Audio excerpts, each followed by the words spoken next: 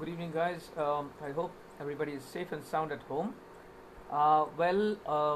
Yesterday we had a wonderful interactive session with the director of Delos Time, Mr. Rajiv Banerjee, and it was a very interactive session wherein in-depth discussion was done on employee perspective of looking at situation for the organizations, and there were lots of inputs. There were lots of inputs from I remember Monty joined in, then Ramesh joined in, and we had Sharmila and we had Shakil, and we had a lot of other visitors who joined in later on. We had Sanjay Chetri from Darjeeling. Um, a lot of people joined in, and it was a wonderful session. And the overall discussion was the employee perspective while looking at finding a solution to this COVID-19 situation by the organization. Well, today I would like to read a mail. I received a mail from a sec. I received a mail from Mr. Biswajit Biswas, and he writes, well, looks like I might have to let go of my current position following the kind of layoffs happening in my organization. Again, we face the same situation. We had a discussion about this yesterday.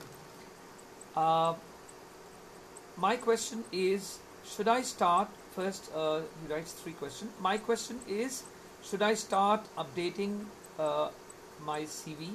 And second, should I start applying and approaching new employers even though I am on garden leave or might be asked to leave? Okay. So he wants to know first is like whether he should be approaching new employers in terms of looking for a job for his suitable position. Second is, should he be updating his existing CV before applying for new positions? And third is, what would you recommend as the three most important points to be updated in my CV before applying? What are the three most important points to be updated on my CV before applying? Well, to Bishrit, I would say, this is the time when you need to put up the best of confidence. First thing is, as I always have mentioned in the past couple of videos, stop asking the question to yourself, like as to why me. From the mail, it appears that you are pretty headstrong on this. You're taking it very positively. You're working on this. So your questions about whether you should be applying to new employers, whether you should be updating your CV, and what are the points to be updated before applying to the new employers, itself it shows that you have made up your mind. That is fantastic. You have made up your mind, and that you're working towards solving the situation. That is exactly what is now looked upon from everybody who's into this chaos. Now, for the first question, is it okay, or whether you should be applying to new employers even though you have not received the full and final settlement and letters from the HR and everyone? Is it okay? Yes, absolutely it is okay. If you have received a mail, even an email from your HR stating that your position might be compromised, it is absolutely okay. It is absolutely okay. Legally it is absolutely okay, and in terms like it's not even unethical. It is absolutely okay on your part to approach new employers.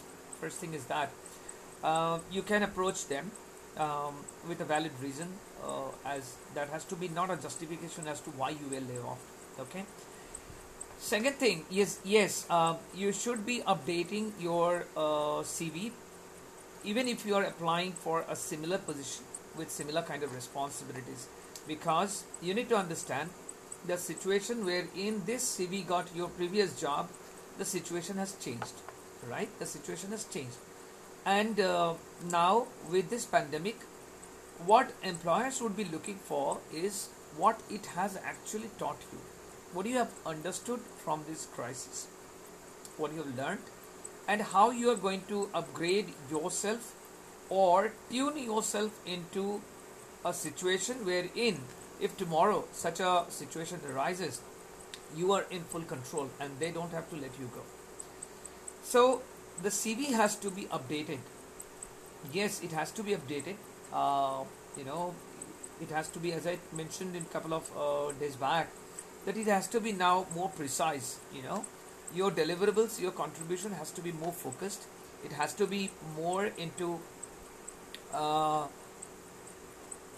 let's say a microscopic view as to what is the need of the hour apart from what you can deliver. Okay, so what is needed is from an employee what is needed is how the employee is adapting, or how much adaptability the employee has to learn new things, to go through the crisis and to apply the solutions learned. Okay, so first, to answer your first question, I believe it is answered. It is absolutely ethical, it is absolutely legal for you to start applying for the job. Okay, for the job, because you have already got hints, or you have got already the vibe of that your position might be compromised. Second, the CV needs to be updated for sure. You have to update your CV as per the need of the hour, not the need of the deliverables.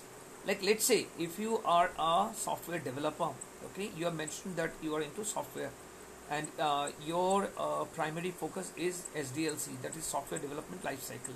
Okay, you have spent a good amount of time in understanding the SDLC and in working within those parameters. So apart from your knowledge, apart from your understanding of SDLC and how how you have been contributing, what needs to be known, what needs to be understood, and what needs to be updated in your CV is how you understand the present situation in terms of SDLC, not SDLC in terms of the present situation. How you understand the present scenario, the crisis, in terms of SDLC or any such crisis. Okay, and how you can mold the needs and the deliverables of the SDLC. Okay, so that is the second point. Now third point, three main part that you need to concentrate while updating your CV is, first, you have to have a summary of your CV, of your career. That is very important. I mean, you mention all your education, you mention all your job experiences, you mention all your past skill set, what you have learned, certification, references, everything is fine, but your CV should start with a career summary. Now what would a career summary include? The career summary would include, it has to include 3 points, 3 main points. First point is, it should include a synopsis of your experience. Okay, I will explain the 3 points with more details.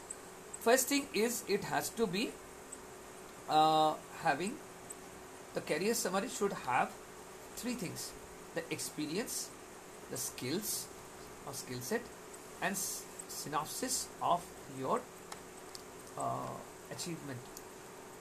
Synopsis of your achievement. Okay, now let me explain. First is experience. We always mention, okay, let's say for instance, we always mention from your mail that I understood, you have almost like 16 years of work experience.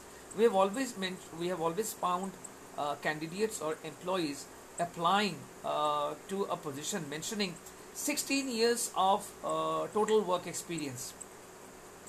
Now, Vishwajit, you need to understand the total work experience counts, but you need to understand out of that 16 years, how much you have spent in utilizing or in a job which involved your present skill set. Let's say you are a software developer, okay? So let's say your skill set is let's say Java programming, okay? So you mentioned that 16 years of total work experience, okay? So now you need to reframe that. You need to reframe that and mention total work experience 16 years, out of which 10 years customer centric focus on application development through Java, or 16 years of work experience in total with 10 years of Java application development. Okay, so what you are doing is you are breaking down your total work experience into something for the present employer to consider you for the present position. Total experience would count, that is 16 years. That shows that you have been working past 16 years and you have been exposed to software development and other aspects of your career.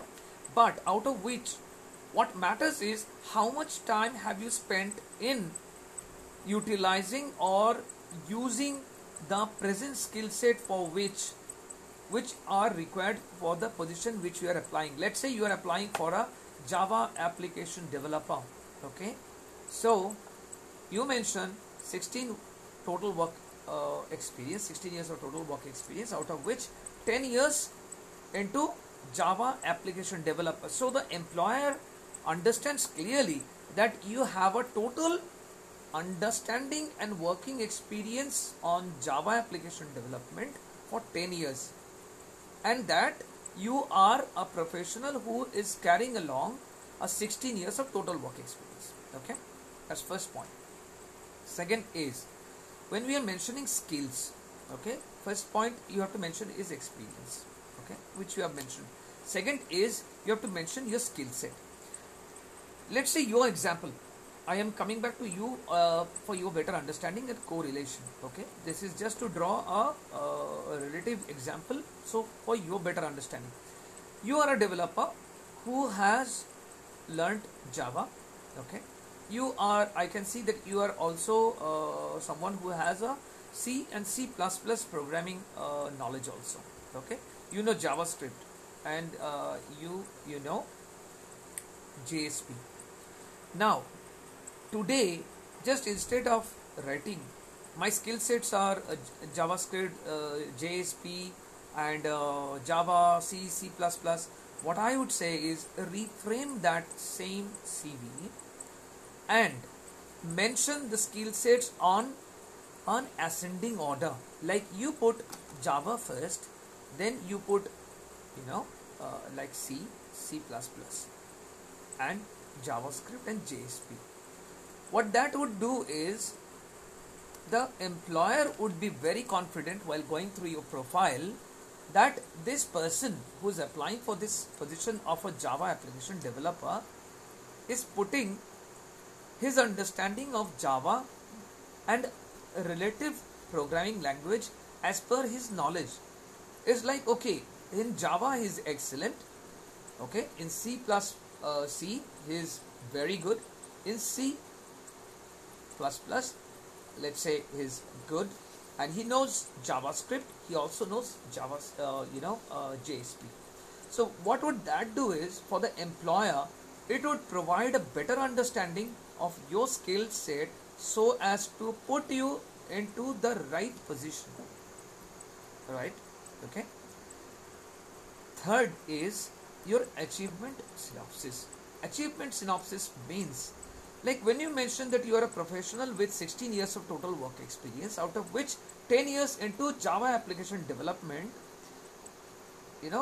achievement synopsis should mention in this 10 years whether you have made a countable impact. let me reframe again.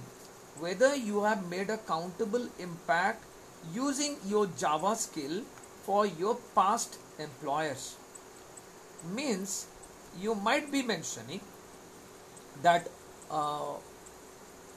developed a Java application on revenue management, which has been used by the hotels or the travel sites, and which help them gain a profit maximization of 120% from present rate of 95%. Okay, so what we are mentioning, what we are trying to mention is what you have done with your skill set in your past work cycle that has made a countable impact into the client's business, like how they have benefited from an application which has been developed by you. Means that your application actually works, your application actually helps in making the client's life easy. Okay, that means when you mention these numbers, the employers can relate you to a performance productivity, that yes, here is a developer whose application developed, because you cannot fake it, right? If you have not developed an application, you would not be able to fake it. Also, they might be asking you, I'm sure they would be asking you for reference from that past client or past employers also regarding your project or your development. So what will happen is the current employer knows, okay, Bishwajit has developed in the year 2000, let's say in the year 2012, Bishwajit has developed a Java based application which had a fantastic GUI which helped the user or the client with easy access of their hotel site or travel sites, and help them cut down their productive time doing laborious job as to searching, updating, and editing. Rather, from the same interface or the same application, this guy or the revenue manager or the business development manager using this application was able to increase their sales, increase their revenue, which in the long run impacted the client's balance sheet also. Thus the contract with your last employer was renewed. So what you are making yourself appear to the employer is you are not simply a developer having a Java or a JavaScript or a C++ knowledge skill set, having a 16 years of work experience. You are somebody who is putting your skill set into action, making tangible change into the client's business. Because after this pandemic, after this whole economic crisis, the lockdown period ends, the economic crisis would begin. So the employers would be looking for somebody who is a solution provider or who is making life easy for their clients, because their clients are also suffering, right? The clients maybe in let's say France, Italy, Germany, wherever. Okay, they are also suffering the same thing. The same scenario is happening with them. They are going through crisis. They are going through economic losses. So the employer would look up to you as a solution provider, that okay, if you are recruited, what can you do for us so that we can make our clients' life easy so that they are retained with us? As simple as that. So, Vishwajit, when you are updating your CV, the 3 points of consideration is, please, first is, you have to have a summary, career summary, okay, under which 3 points are there, which is first is, experience, which I have mentioned to be, segregated as total work experience and the relative work experience, okay, 16 years of total work experience and 10 years of relative work experience in Java. Second is mentioning the skill sets in an ascending order of your understanding as per the position that you are applying.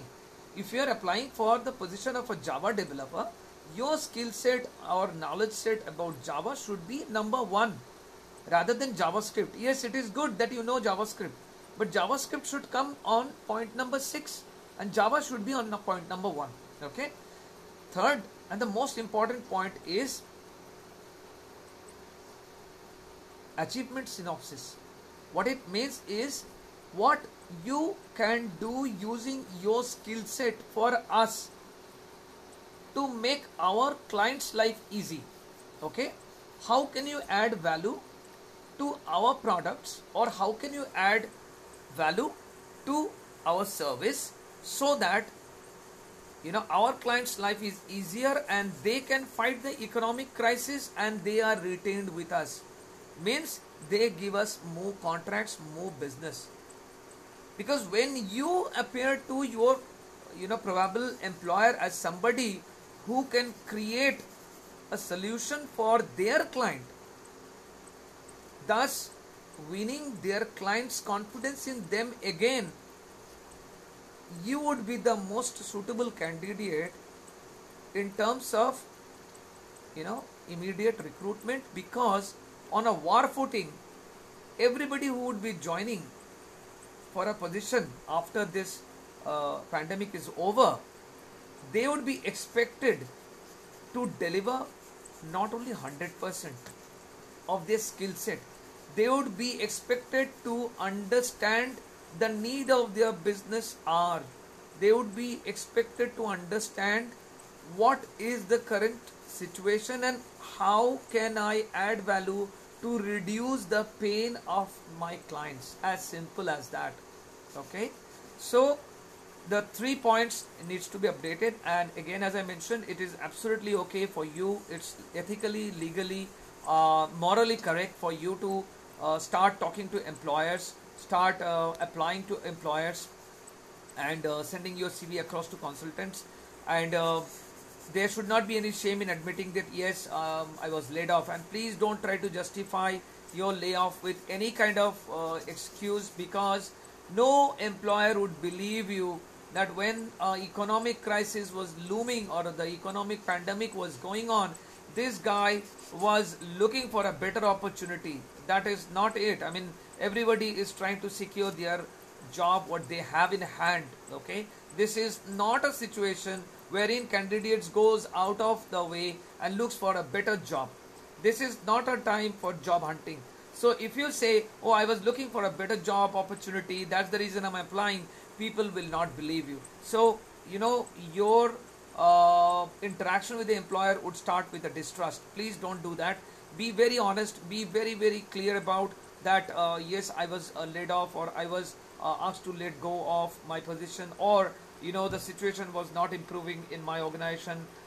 So I was looking for a better opportunity. So be very, very honest about it, and with the updation of your CV, and your visibility will change across the job recruiters searching algorithm is changing very fast. I mean, the way Naukri.com or the way Monster .com or timesjobs.com were looking for job candidates, those algorithms are changing absolutely. Trust me, new algorithms are going to be working in terms of search of candidates. Okay, so you have to be very, very ethical. You have to be very, very honest. You have to be very, very clear about your understanding of the situation and how you're handling. Because the moment you start justifying your layoff or your termination, it would appear that you are somebody who cannot take pressure, and that's the reason the person is lying. So the moment you accept accountability, yes, I was laid off, yes, there was a shortage of project, there was a shortage of things, nothing to do with my deliverables, nothing to do with my contribution, absolutely was fine. There was a lack of projects, there was a lack of need of my skill set as per the projects which are existing, so they had to let me go off. Okay, so when that comes out of you, they understand that you are a person who's strong enough and bold enough and honest enough to accept and take the accountability of the situation and accept the fact, and also you're strong enough to work on the solution. That is the reason you are writing to the employer with the true facts. This is something that they are expecting from you, Bishwajit. So Bishwajit, thanks a lot for writing to us. And for all of you who wants to write to us, you can write to us at careercounselingonline@gmail.com. You can visit our Facebook page, which is Career Counseling Online. We also have a group by Career Counseling Online in LinkedIn. You can do the search and you can join the group. We have a lot of discussions going on, a lot of suggestions are being posted every day, a lot of motivational quotes are there, so it will help you work through your handling of the pandemic. And as I always say, and as I always believe, any kind of crisis should not bring the weak part of you, should not bring that out of you, should bring the acceptability out of you. You should accept the fact it is nothing shameful to be afraid of. It is nothing shameful to be vulnerable. It is nothing shameful to be somebody who does not know what is going on and how to come out of the situation. What is not acceptable is you not accepting the whole true situation and you not working on this and only cribbing. So guys, as I always mention, Career Counseling Online is a platform for the seekers who comes and seeks advice and seeks the true suggestion to be implemented into their life. So Vishwajit, once again, all the good wishes to you with your new job search. I'm sure with your kind of profile, it would be just matter of days and weeks, maybe a month only for you to work it out. And in the meantime, I would again mention, Vishwajit, this is a time when you are at home, or you are not on your project working. So this is a high time to invest on yourself. You can learn a lot of new skills. If you are trying to apply for a new position, please do a Google search. Please do a search in Naukri as to what are kind of skills, what are the kind of deliverables which are expected from candidates with those kind of skill set. Like if you have, as I see, you have the Java knowledge. Like you need to make a random search of what are the kind of skill sets which are associated with Java. What are the kind of extra knowledge? What are the kind of additional information which is expected from candidates with Java knowledge? So upgrade your skills, invest on yourself, and be ready.